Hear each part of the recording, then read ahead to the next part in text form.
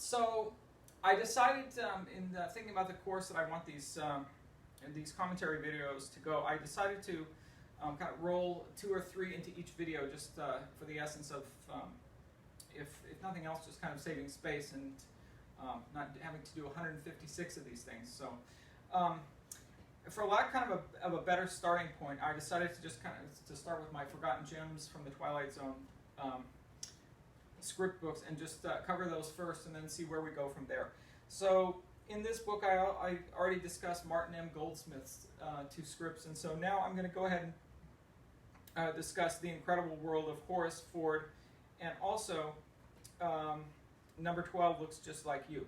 So when I was doing this book, I had to get permissions to reprint The Incredible World of Horace Ford, which actually had been printed before in a book called 6 Television Plays by Reginald Rose. Now, everybody knows Reginald Rose, who is a fan of old television. He wrote many scripts for Playhouse 90 and Studio One, and all of those shows of the day that Rod Serling and that kind of the self-same group of writers who all kind of worked on, great writers who all worked on these shows. Patty Chayefsky and Gore Vidal and Reginald Rose and so on and so forth.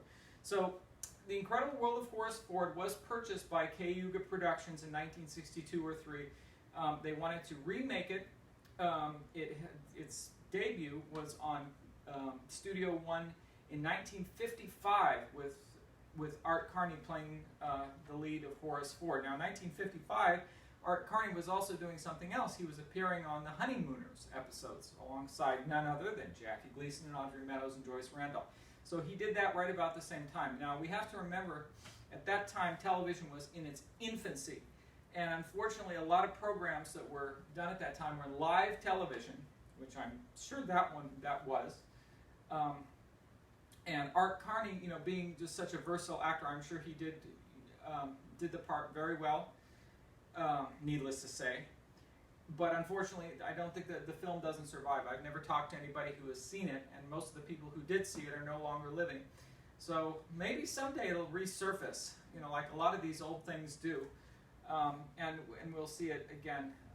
I know, of course, Velvet Alley, which starred Art Carney with Jack Klugman, that's out there and available for viewing. Thank God.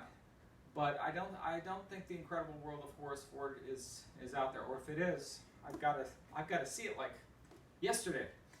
So they bought the script and they changed the ending. The original ending, which appeared in Rose's script and which was filmed, as part or televised in the original, was a little less upbeat. Just looking at the script, it was a bit less upbeat, and it just probably was not like the best ending in the world. So it was changed.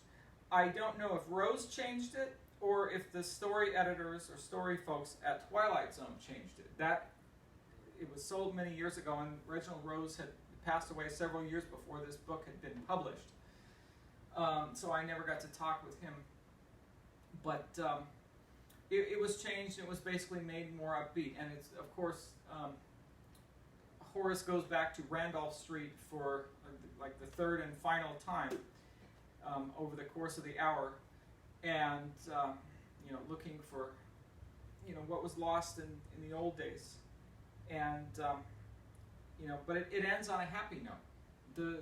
But if you look at the episode as a whole, it's largely kind of depressing.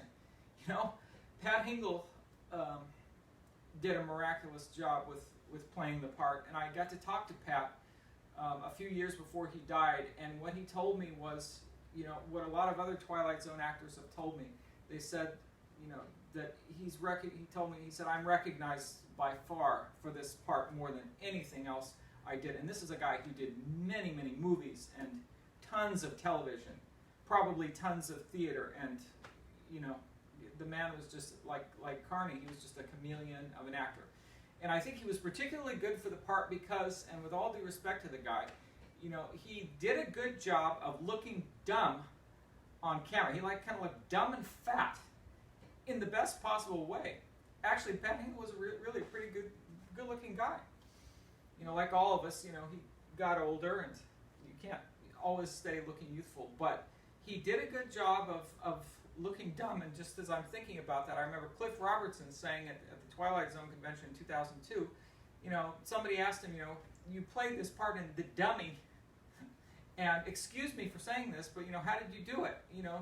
And he said, well, you're excused, and I look dumb, So I think Carney, maybe not Art Carney so much, but who played this, affable goof on The Honeymooners, Ed Norton. I think Pat Hingle did the same sort of thing with the character. And Nan Martin and Pat Hingle had a long working relationship. They were in other things together, including episodes of The Fugitive and other stuff. And so they already knew each other. And Pat said, I knew everybody. Basically, everybody in the cast, I already knew them. Now, one person I do want to mention is Horace's younger self, who was played by a fellow named Jim E. Titus, who is the last survivor, to our knowledge, of that episode. And in his brief, just couple of minutes of screen time, what do we see? We see him pleading with his friends not to beat him up, and they do beat him up, and then he gets beaten up, and then there's this wonderful publicity shot that remains out there today of Nan standing over Jim E. Titus, and then, of course, in the next frame we have Pat Hingle again, so as the adult Horace. So this ending that was constructed for Twilight Zone may not have been what was originally conceived, but it worked very, very well. And then, of course, the episode closes out with Jerry Davis sitting atop the lamppost, with this toothy grin, just to remind us, of the fantastic and mythical element of the world, and that, the kids will always be around to remind us of our younger years. But, as I say, looking at, this whole hour of a television script, an episode, 52 minutes, it really was padded. It felt long, and it was long, and I think by the time we got to Randolph Street for the third time, our patience might have been just wearing a little bit on the side of thin. But these the streets, the backlot at MGM, these streets were used for a number of other well-known either pictures or TV shows, and I remember Jim Titus was talking with me about those things. Another person I wanted to mention is Ruth White, who did also very, very fine work as Horace's mother. This, kvetching, whiny old lady. She wasn't really even old at the time, and as some people know, she was in To Kill a Mockingbird, and she was to play this very old woman, and and they made her up every day, like for a week, and then all of her big scene was deleted, and she was cut down to just a few minutes on the porch. So unfortunately, Ruth White, was not that old. Unfortunately, she died not too many years after Horace Ford was made. But anyway, it is a classic in its own right, and I've actually heard some people, talk about it, and they said, I've never understood what that one was about. That I've never fully understood it. Well, here's what it's about. It's about, and this is it. It's really pretty simple. What it's about is as you are, growing up and getting older and so on and so forth. Of course, you're not going to appreciate it until you actually get to be older. And once you reach the point, where you get to like Horace's age, 38 or whatever age pick an age, 45, 50, 60, whatever. You want to go back to that time so badly and redo a lot of things that you did wrong. Well, in Horace's case, he manages to go back in time, but realizes after he gets there that, I'm wishing for something that I really don't want. So he goes back, in time and finds that it's like, this was a really difficult, sorrowful, I think the word I think that was the word he used, that this was really a time of, at least for Horace, a time of sort of great sorrow. So anyway, that's basically it.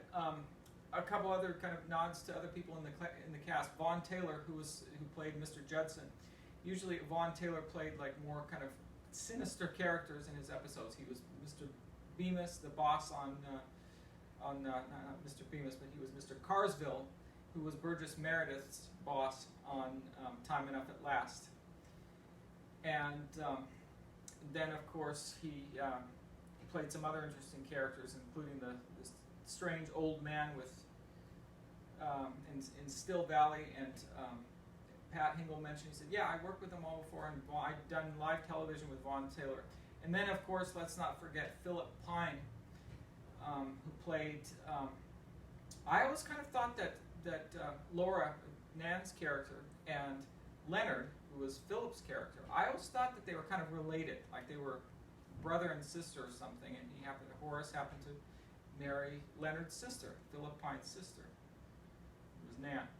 So, but, you know, Nan had a lot, they all had very distinguished careers, especially Nan. I think one of the last things she did was, I know she worked pretty much up until the time that she died, but one of the things that she did not too long before she died was this film called The Big Eden, where she played this funny old lady from the village. And that film, if you get a chance to see it, that's a tremendously good film. She played the widow something. This funny old lady who has these really interesting recipes and things that she makes. She played a great role in that. So anyway, I think I will save number 12 Looks Just Like You for another video, because I've talked enough about the incredible world of Horace Ford.